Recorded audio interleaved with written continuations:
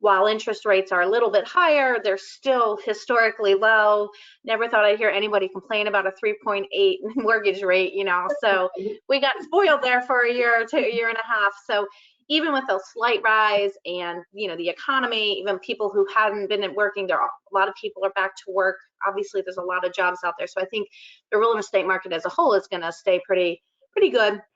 So I was, very interested in your take on new construction, because we saw that last year it took a big hit, right?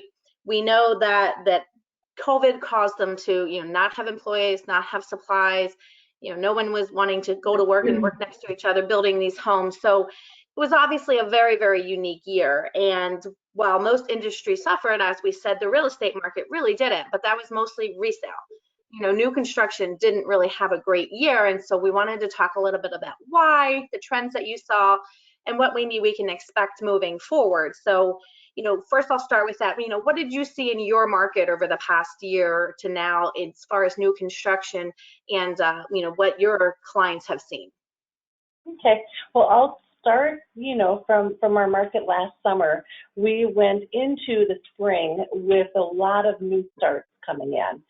We have typically had a very strong construction part of our company. We do have a separate construction disbursement arm that takes care of the construction for all our branches. And so Jim in that department keeps a pretty tight grip on how many we've got going on and the process.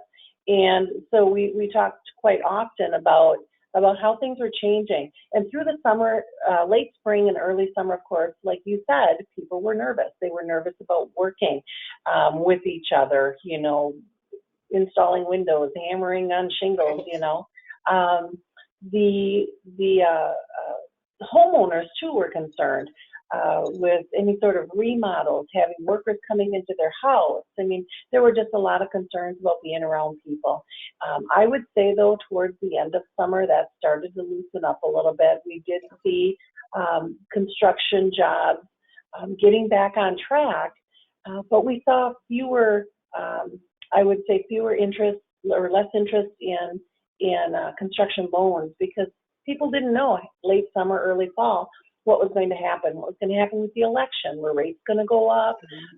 And nobody could have predicted the price of a $9 OSB board going up to $55.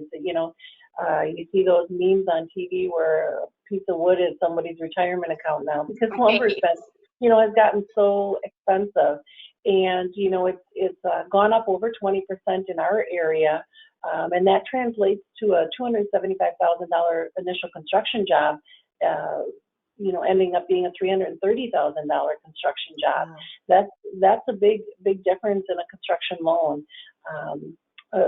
So, throughout last year, we did see it slow down with worker concerns. People worrying about prices going up over the winter really is I think, what's slowed it down the most in our area. We have had some construction loans that have canceled. They get their initial bid and there's a 6-month start time because the contract is backlogged.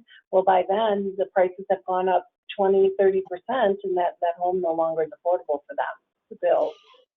Yeah, I mean, it's really crazy when you break it down with the actual numbers. And I live here in Chicago, and the lumber increase, the recent stats were 52%.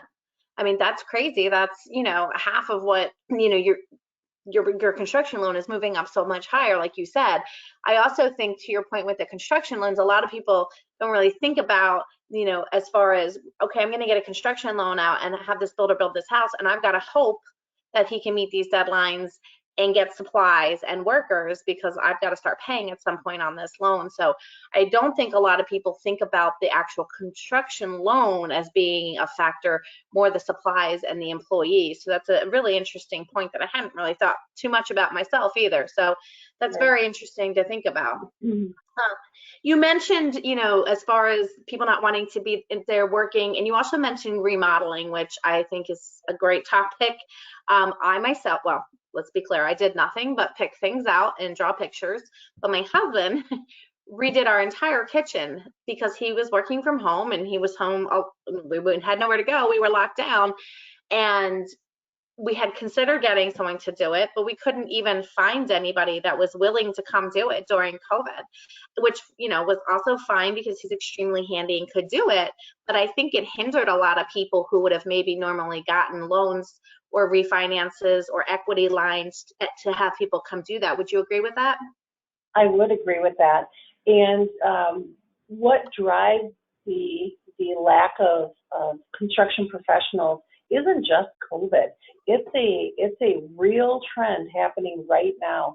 I think with the rates down and construction prices going up, we're still somewhat in an affordable part. But what the trends I've read are, it's not just construction costs of the materials that are going to be driving up prices, but it's also going to be, in the very near future, the cost of the human bodies that are actually doing the building. We're facing a 20, almost 30% decrease over the next 6 to 7 years in available contractors. The affordability, with different grants and that type of thing to go to a 4-year college is driving or making that more attractive than the construction or the trades industry. I think the decrease in interest in the trades industry is really, really going to hurt the construction industry over the next 10 years. We're facing a 40% of our construction workers are going to be retiring in the next 10 years.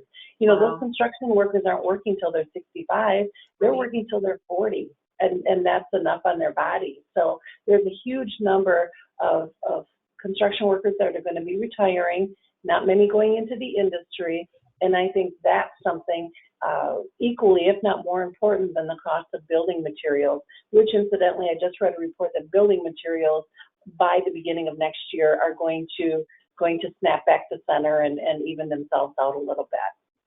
Yeah, to your point, that's kind of something you can watch, but we know at some point as it goes up, it comes back down, right? As far as the actual people coming in building, I mean, that's a whole different beast to try and to figure out a way to get people into the industry. And really the only way to do that, to get someone interested, is higher pay, right? And benefits and stuff to make it more attractive to people who maybe wouldn't have normally wanted to do it, which in turn may drive the cost of the new construction up because that builder or that company has got to pay more to their employees. So that's a really interesting point. And the long term of that, I never really thought about the early retirement, but you're right. I mean, there's very few builders out there that are, or people who are working for a builder that are looking to work into their 60s doing that type of work because it's just too much on their bodies, like you said. So it's a really interesting point I hadn't thought of. So I know you're up in Wisconsin and I'm in Chicago, so we kind of have the same viewpoint in the same areas. I mean, from my perspective, I mean, our market never took a hit whatsoever in Chicago, and maybe yours did or didn't, but there's so few places to build in Chicago that anytime something went up, it was under contract within a day. And, that was good news. However, they took a lot longer to build them. And some of them are still just finishing up. That started like last March, which is crazy because they throw them up here so quickly. And if it's a single family home, those are so hard to find in the city. I live in the city. And, I think for us, we were lucky because we don't have traditionally a lot of new construction or areas. We do in maybe larger projects, if you will, like condos and apartments and whatnot. But it's just constantly so many people here that we didn't take a huge hit like the rest of the country. So I was just wondering, like, what your thoughts on that were, like, nationwide, like versus where you are. Do you think that it varied throughout the country? And, do you think that in areas that were harder hit that they'll take a slower time to recover? Well, I guess in my experience or what I've seen, and this, obviously I'm not an economist and I haven't bought or sold on the coast, but you can have a 3-bedroom ranch in Pasadena, 20 years old, sell for $800,000, where in La Crosse, Wisconsin, you can build that for $250,000 to $300,000. Right. Until this last year. Now we've got that $250,000 house going on the market with 43, showings and 17 offers in the first day. These are Wow. literally stories I hear all the time from the realtors that we work with. And so if someone can't afford to buy a lot and build, I mean, the increase in what you're paying to build is pretty equivalent to the bidding wars going on and buying a standing house. I think another thing that is hindering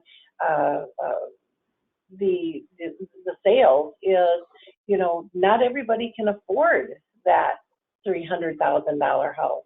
There's first-time home buyers that, you know, in this area, I know in other parts of the country, you don't have, you know, $125,000 to $175,000 houses. In West Central Wisconsin and in many rural areas in Wisconsin, you do have houses that are in that price range. But what I've seen and especially in the La Crosse area, is so many of those houses are being bought up by investors to have as rental properties. So that's pushing that young family, first-time home buyer, having to buy something a little more expensive or renting. We've seen a lot, in not just in West Central Wisconsin, but as I travel around to our different offices in the state, I see a lot of 16-plex, a lot of big apartment-type buildings going up because people, can't get in a house, can't afford it, because inventory is so low. So there's a lot of different factors, I think, that are you know, pushing people from buying something already built to building something. But back to what I said, the increase in prices to build now are probably equivalent to what you're going to pay over asking price on a purchase. Yeah, that's very true. And, you know, you're in some areas you don't have those options for new construction, but in the areas that do, the price has gone up. So, you know, people say, okay, well, I'm going to buy this house, but now we're paying too much. So we're inflating the markets, right? So we have some specific areas in the country right now that have extremely overinflated prices, a lot out west. And when you deal with that, you know, it's very hard to maintain. It's hard to maintain appraisals. It's hard to have enough buyers that can afford that. And then at some point, you know, someone's going to say, okay, I paid $900,000 and the best appraisal I can get is, you know, $720. So they've got to come up with that money out of pocket. I mean, right now there's people that can do it and the rates are low, but overall, like you said, with new home buyers, that's just not something they can do, and they're not willing to put that money out. This is the first time they've ever purchased a home. They're already leery and, you know, nervous. You know, before I lived in Chicago, I lived in Raleigh, North Carolina, where SoftPro is, and around the surrounding areas, there was a lot of first-time home buyers. A lot of people came there for Research Triangle Park out of college with tech jobs, and it was builder after builder after builder putting up these neighborhoods, and this was like 90,000 to 150,000. So people could afford them, and they were excited they could get new construction. But I was just in Raleigh this weekend, and we still actually have some rentals there, and I always check on them and, you know, get market things. And I was blown away at what they would sell for right now, and they're just your basic run of the mill. There's nothing fancy about them. And I thought to myself, well, if this can sell for that, what is a first-time home buyer going to buy? What are they going to come in? Because there's nothing being built right now, and the few that are, the prices are extremely high, and I, you know, it's kind of a shame, and kind of leads me into my next question. Was originally, I think it was thought with so many people now working remote and going to continue to work remote, because some industries, it was very eye-opening, right, to how many people could do their jobs from home and do them well. And I even think in our industry, you know, we were traditionally a brick and mortar 9 to 5.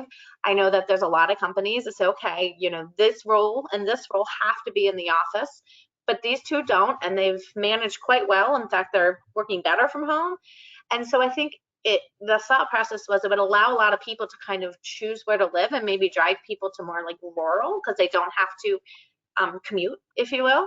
And so I was wondering your thoughts on that, if you're seeing that in your area, and if you think that would help drive new construction, you know, further out of cities into rural, not even suburbs, but maybe more rural, because people can afford more the further they go out, and they're able to not have to worry about commuting or going into the office now.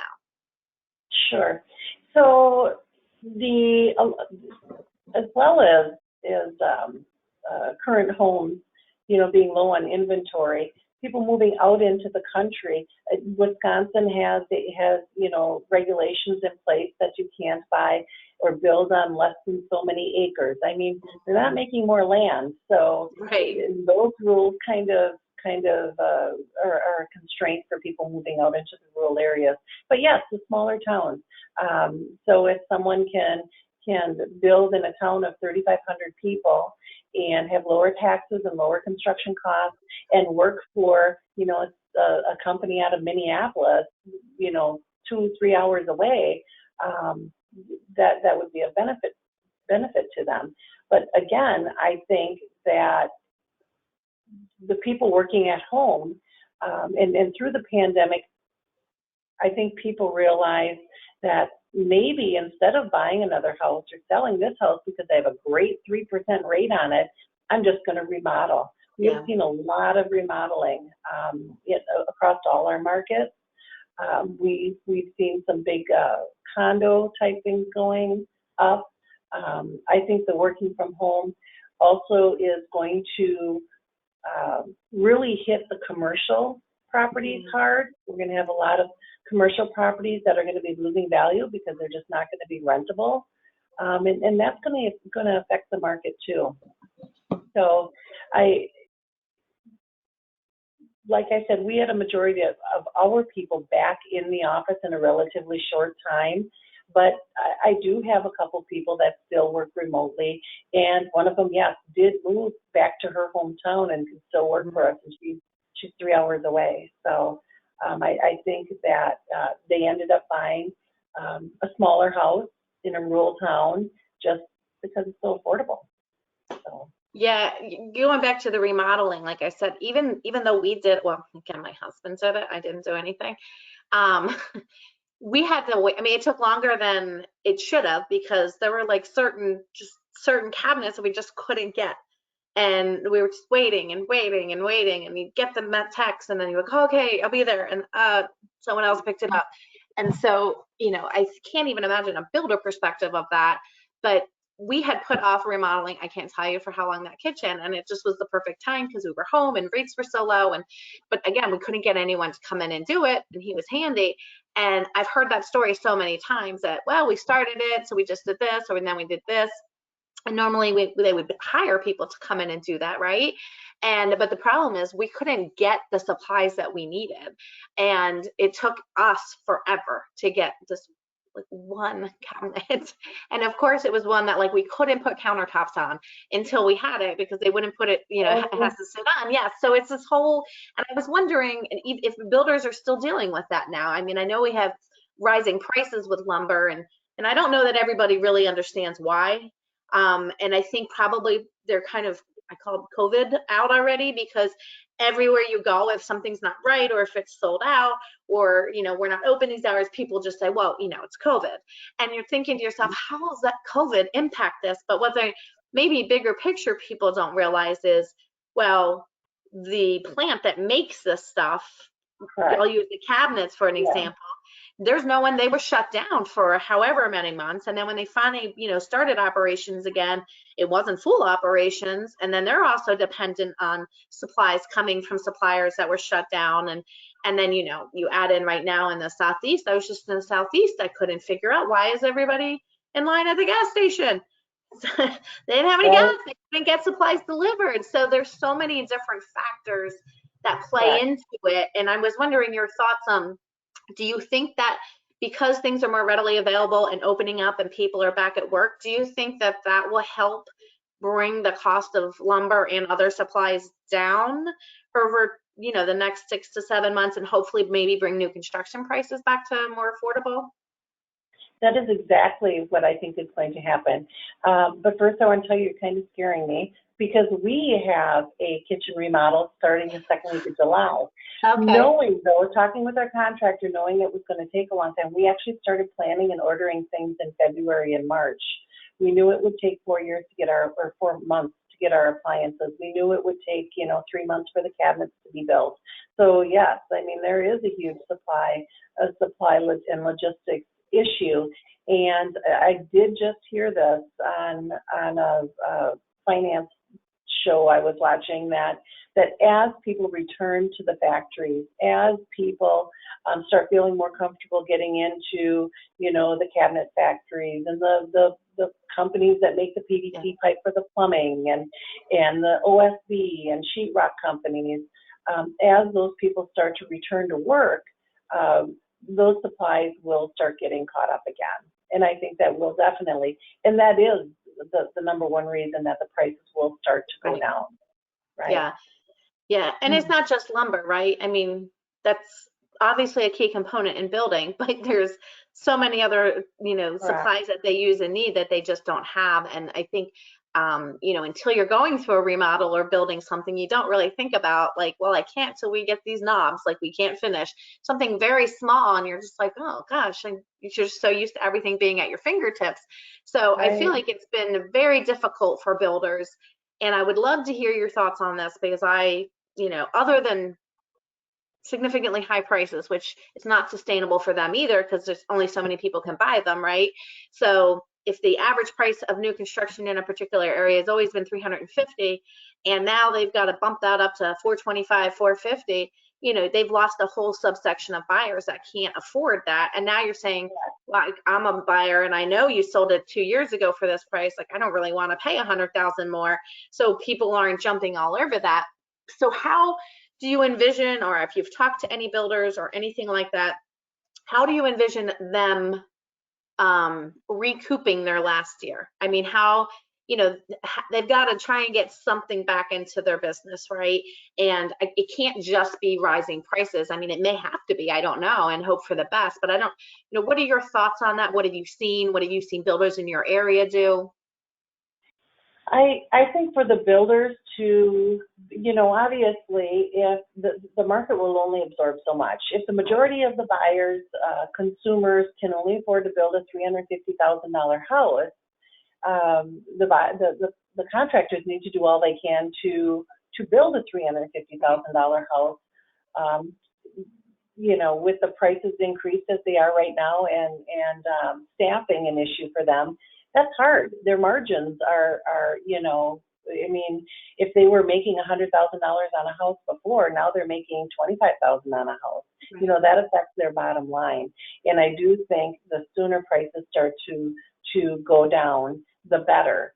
And another thing that we haven't really touched on is, and what I see in the future of building is I do see, in Wisconsin, 17.5% of the people in Wisconsin are 65 and older. I do see, and this is something, the baby boomer age that we haven't touched on, but I see a huge impact on the real estate market and construction market, on the retiring and, of course, the baby boomers that'll be leaving us in the next 10 years. You know, there's 85, I've got some numbers here, 85 and older is the fastest growing segment of our population. And, you know, those people aren't buying homes anymore. They're going to be selling homes. Their families are going to be selling their homes. They're going to be going into nursing homes.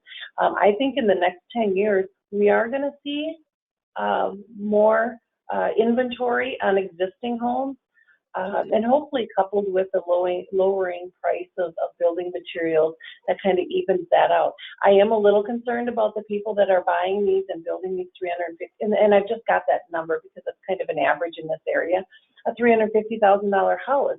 And 5 years from now, are they going to be able to sell it for $350,000? You know, that is something that concerns me. That's a really interesting number and statistic too about the elder population, because you're right, they're not building new construction, they're selling their properties and moving in with families or nursing homes or assisted living. But I wonder too if the age group right below might in some areas end up being a driver. So, you have people who are retiring now, you know, 50s and 60s, that are maybe in Wisconsin or Illinois, and of course they don't want to live here in the winter anymore. We get that. And so they're retiring to areas such as Florida or South Carolina or Texas or anywhere south and warm. And I wonder in those areas if they'll see an increase of in new construction in those retirement communities. It's hard to get in a lot of them down in Florida because they sell just like that.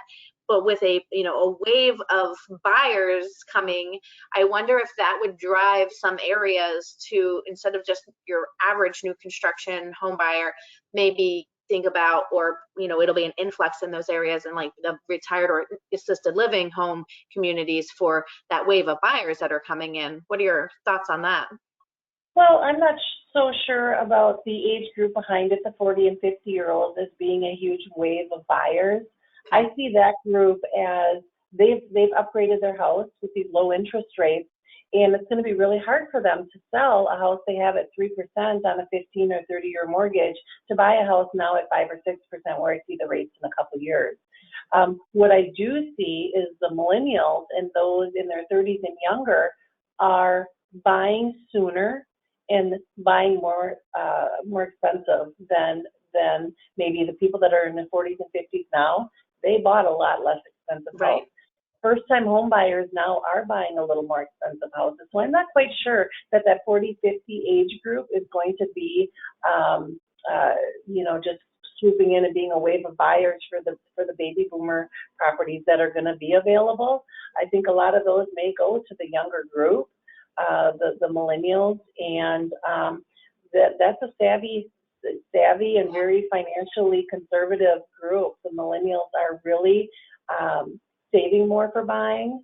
They're looking for a better deal.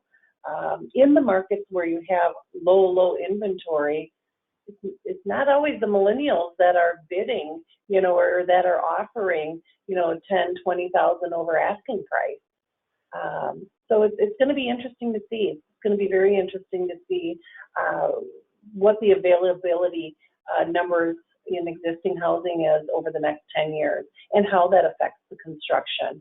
I'm going to be interested to see how that trend goes.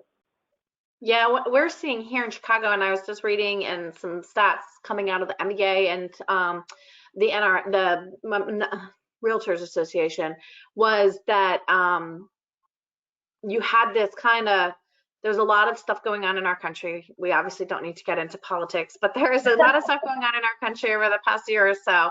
And a lot of major cities, with the pandemic and with the environment, culture that we were living in or are living in, a lot of larger metro areas took big hits. People were like, I'm getting out of the city. I'm going out, whether they're buying or renting, or they moved back in with their parents because, well, who wants to quarantine alone, and they're able to save money, to your point.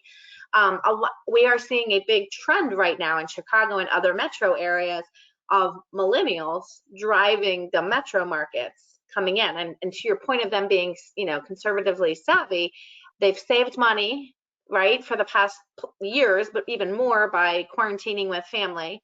They're smart enough to know to go back into the cities that are rebounding very quickly when the prices are low, because there's a lot of more inventory than usual per se in a city. And I'm talking very specific metro areas, of course. And so they are driving prices and the market, which is a good thing. And, you got stuff sitting empty. But the one thing you touched on earlier, which I think is really worth talking about, and people maybe also don't think about, is the commercial sector. That is new construction that drives our market. Everyone thinks it's just neighborhoods and houses, but here, Chicago lost some big name, huge downtown. They said enough is enough, and we're going out to the suburbs, or we're going out by O'Hare. And so even the small guys, when you have, okay, I had 100 people in the office, but 40 of them are going to stay remote. That allows me to downsize my office and save money or expand elsewhere, right? So that commercial sector, we've been watching pretty closely, or I've been watching pretty closely. It's kind of amazing some of the pricing people are able to get on brick and mortars right now. And I know of a lot of title companies that are just opening up signing offices in different areas because they don't need that big centralized location anymore. And so it'll be a tough task specifically for metro areas to fill those big gaps. But for the suburbs, they're still taking a hit because people have either closed down or they've gone, they've downsized, or they've got a large portion of their staff remotely. And I know some that have gone 100% remote with just a very small kind of check-in office. So I'd love to hear your thoughts on how you think the commercial sector is going to get through the next year. I don't see that coming back as quick as the No. housing. I'd love to hear that. Correct. And I agree. I was just talking to somebody who was working with a company that was considering putting a office type 50 jobs kind of place into the greater La Crosse area. And they were going to open 3 new building facilities throughout Wisconsin, and ended up not coming to Wisconsin at all. On a side note, the building materials, even a lot of construction buildings, manufacturing buildings, those types of things that take steel. Steel's gone up 40%, and I was talking to a contractor that works in steel buildings, and he said the prices are going up every 3 weeks. So Wow. If you're planning on building a steel building for anything, the sooner the better. The steel prices, they don't think are going to come down as quickly as building materials for traditional residential. But back to commercial, I think you're right. Just in the La Crosse area, there's a couple companies that traditionally had 150 to 200 people in their office. And one of those companies, a friend of mine works there, and I said, "When are you returning to work?" She goes, we just got word that we're not returning to work." And they had to drive up, and the HR came out with their box of stuff from their cubicle from a year ago and said, "Here you go, you're working from home now." And it's a beautiful big building in downtown La Crosse. What's going to happen with that, And the people that are having people come back into work, like title companies, you need to close in person unless you're doing, remote online closings. They're going to go smaller. They're going to go with smaller and less expensive, and that's going to drive the price down, the rental prices or lease prices on these buildings, because the availability is so much. There's 4 lease signs as I'm driving through Madison, Milwaukee, Appleton, Green Bay areas. I mean, every other block there's something for lease where there was a business before. So I do see the commercial taking a very hard hit, not just in the service industry type buildings, but also in manufacturing.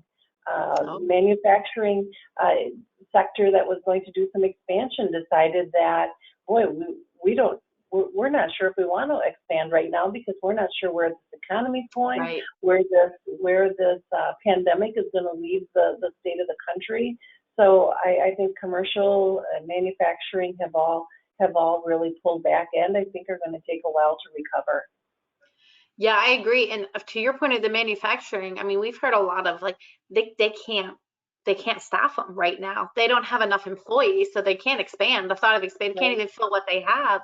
And hopefully that's gonna go away shortly, and people will be back at work and comfortable and doing what they need to do to make themselves feel comfortable. But I know employers that had full intent on expanding, and now they don't. There's no reason for them to expand, because not only is a portion of their staff at home working, but a portion they can't fill the other positions. Like, why would I open something else? I need to downsize. And I guess one good thing that could possibly, for the whole commercial part of it, is if you are a smaller startup type company, the opportunities for you to get a brick and mortar and storefront is the best it's probably ever been, right? I mean, at least since I've been in real estate. So if you've said, "Hey, I've done this little online shop, or I'm doing this, and I'd love to have some, foot traffic or face, a storefront," that's probably the one upside, is for the much smaller guys to get a chance to kind of get in at a really low price. So hopefully some of that will drive it. But yeah, I mean, we were in Louisville, and goodness, there was just street after street after street of empty commercial space. It was quite sad, actually. And I was like, oh, it's scary. It's scary to see that, But you're right. I think the entrepreneurial side of people are going to see a great opportunity with the lower leasing prices, and it's going to be interesting. Like I said before, interesting to see where this pandemic leads us in the real estate and construction world. So someone asked a question, and I don't know that we know the answer, but I'm gonna ask it. And she said, what's being done with all these empty commercial buildings? And from my perspective, they're still trying to get tenants in them, right? Maybe even some of them maybe will transition from commercial to residential, but more in the metro areas where they make lofts and stuff. But I don't know if you have any thoughts on what you might, have seen or think might happen with that. Yeah. Well, right across the street where I'm sitting right now is a huge, huge building that was just remodeled into lots and some indoor parking, and it's beautiful. It has a little bit of a multi-use, some businesses on the ground and on the ground floor, and then lots above. I do see the multi-purpose buildings of or bigger buildings being remodeled into these multi-purpose buildings where they have maybe a couple retail stores and restaurants on the first floor, then lofts up above with parking and very, very nice remodels. Again, a remodel being done on those. But then you think about, your gas stations that went out of business, your grocery stores, your clothing stores, your malls. Malls are just dying right now, and restaurants. There's so many restaurants that have closed, and those are all commercial buildings again that provide opportunity for startups. But unless you have somebody come in and want to start a restaurant in one that's closed down, there's a cost to emptying out the restaurant part of it and repurposing that building for something else. So I do see, until things start to turn around, there's just going to be a lot of lease space available. Yeah. Yeah. Every time my husband and I are out and about and we're walking around and we see a new little restaurant open, we're always like, wow, like you opened during COVID. Like, we're still, we still can't have more than 60% in a restaurant right now. And they're opening new ones. And I can only think or imagine that they were financially stable going in, and they were able to offset that cost because they realized, okay, this is the cheapest I'm ever going to get this rent. So while it's not the most ideal time, they were at least set up to be able to do it, which hopefully we'll see more and more of that. But some of those bigger spaces, Macy's left Water Tower Place down on Michigan Avenue, and they just went to their main, state store. Like, how are they going to fill that? That's going to have to go to a ton of different smaller stores, which, like you said, there's a huge cost in converting those spaces. So it'll be very interesting to see what they do with the larger spaces that they can't fill. But hopefully, they will fill them, right? So with the rates and the loans being so low. And you mentioned something earlier about like investors coming in and buying them up because the rates are low. And so they're buying them up before your average home buyer can come in. And for the first time, I can tell you, as someone who has multiple rental properties, we didn't buy any during COVID, but for the first time, you can go get an investment loan at almost the same exact rate as a conventional. Right. And that is a game changer, right? Right. Typically you've got your investment rates that are 5, 6, 7%, where you get a home loan at 2.85. I've got investments at 3.5 right now. Yeah. So, it makes it affordable to do that. And one thing I do notice, though, also in the building becoming cost prohibitive is the cost of land. Lot prices in this area are really, really skyrocketing. And that's taking its toll before we even factor in, the cost of building materials and that type of thing. So there's a lot of factors playing in the uncertainty of the market right now, for sure. I chuckle only just because where I live, but it costs more to buy your lot than to build your house here. And so the lots are, they don't even hit the market. There's never a sign for a residential lot. They are pocket listings. They are balled up. Builders or contractors are knocking on doors of houses that look like they might be ready for tear down, so it never even hits the market. But to buy a lot is $600,000-$700,000. And for those of you that don't know where I live in the Chicago area, it's not a lot. Let me put it this way. We have a single family that has, fortunately, a little bit of yard in the front, in the city, and we don't have a lawnmower. My husband does with a weed whacker. Like, that's the type of lots we're talking about, very small. And so, you know, here they're kind of used to it, but to your point, elsewhere, it's kind of like, wait, what? But usually the lot was, you know, 70,000 and my house was 200. And now it's like, well, your lot's 150 in your house. So it is going to drive outside of the actual construction prices. Those land prices are, and in areas where land is not readily available, it's skyrocketing, right? And so that's interesting to think, and because that directly impacts people being able to build or not. So we do have in a couple of our markets a number of subdivisions opening up. Right here in the La Crosse area, La Crosse is tied down between the bluffs and the river, so La Crosse really has nowhere to build. But north of La Crosse, you know, 10 minutes or 10 miles north of La Crosse, there are some subdivisions opening up, and the city council, you know, leaders up there and the village president were just talking about almost 400 lots available up in that area. Wow. So they're going to go, but until prices come down, I don't see them building up as quickly as they have been in the last few years. So. Yeah, well, and at those prices, like, you generally builder would be able to go in and buy the giant plot and then subdivide it up. You know, they're not able to buy as much, right? They've coming off a rough year, and then the prices are up, so maybe they're only buying the smaller, and then it's going to take longer to build up. So it's very interesting. It's like a little domino effect. You know, everyone just thinks it's lumber. That's why I wanted to talk about it today, because everyone's like, well, builders can't get lumber, so it's whatever. And I'm like, I mean, that's a huge piece of it, but it's all supplies, but there's so many other factors. And then the commercial side of it is just, you know, again, living in CIC, just like you see a lot more empty commercial spaces than maybe people in the suburbs or rural areas. So it is a huge factor and concern, and I hope that people take advantage of it, and small companies and mom and pops are able to get where they want to get. So hopefully that'll drive it. But so a lot of information, great information. Go ahead. I just wanted to finish up. You know, my dad sometimes says, oh, I remember when gas was 50 cents and now it's, you know, $3 a gallon. And I said, well, Dad, the first house I built, I was 25 or 26 years old, and it cost $89,000 to build a 3-bedroom, 2-bath house on 3/4 acres out a little bit out of town here in La Crosse. Houses now in that same area are being built for $300,000 across the street, or just down the street from that house I built many years ago.